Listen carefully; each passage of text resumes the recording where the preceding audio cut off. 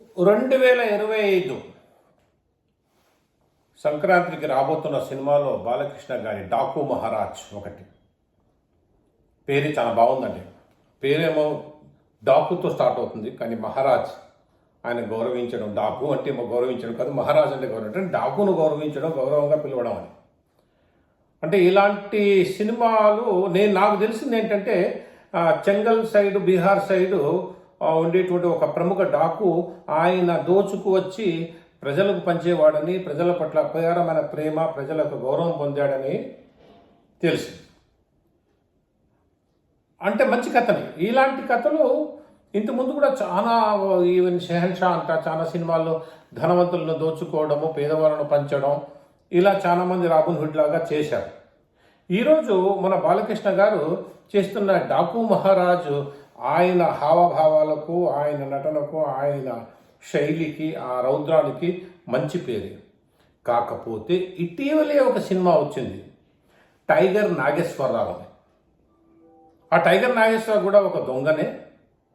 అతను దోచుకొచ్చి తన ప్రాంత వాసులకు ప్రీతంగా ప్రేమించి వారికి కావాల్సిన అన్ని సౌకర్యాలు కల్పించి చాలా గొప్ప పేరు సంపాదిస్తారు. కాకపోతే ఆయనకు ఉండేటువంటి ఒక చిన్న బలహీనత వల్ల పోలీసులు ఎన్కౌంటర్ ఏదో జరుగుతుంది. ఆ టైప్ స్టోరీనా, ఆ ఛాయలు ఏమైనా కనిపిస్తాయి, ఎందుకంటే అది ఫ్లాష్ సినిమా. కానీ బాలకృష్ణకు ఎంతవరకు కరెక్ట్ అవుతుంది, ఎంతవరకు ముందడుగు వేస్తుంది డాకు మహారాజ్, మన తెలుగుదనం దాంట్లో ఉంటుందా ఉండదా? ఎందుకంటే టైగర్ నాగేశ్వరరావు వచ్చి ఆంధ్ర తెలుగు వారికి సంబంధించిన స్టోరీ. డాకు మహారాజ్ అనేది, మహారాజ్ అనే పదంలోనే హిందీ ఉంది, నార్త్ ఇండియాకు సంబంధించిన స్టోరీ.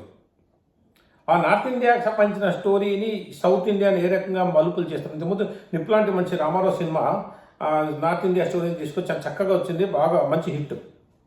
ఏ రకంగా మలుపులు చేసి కథను తయారు చేసి మన తెలుగు వారికి అనుగుణంగా ఉంటుందా, ఎంత హిట్ అవుతుందో ఆలోచిస్తాం. ఎనీహౌ డాకు మహారాజ్ సినిమా సమాజ సేవకు, చట్టాన్ని పక్కన పెట్టి ఏ రకంగా సమాజ సేవ చేయగలుగుతాము అనేటువంటి థీమ్తో వస్తూ ఉండవచ్చు. సో ఈ డాకు మహారాజు టైగర్ నాగేశ్వర్ లాగా ఫ్లాప్ కాకుండా సూపర్ హిట్ కావాలని ఆశిస్తున్నా. ఇట్లు మీ కేపీ ఇబ్రాహిం ఖాన్.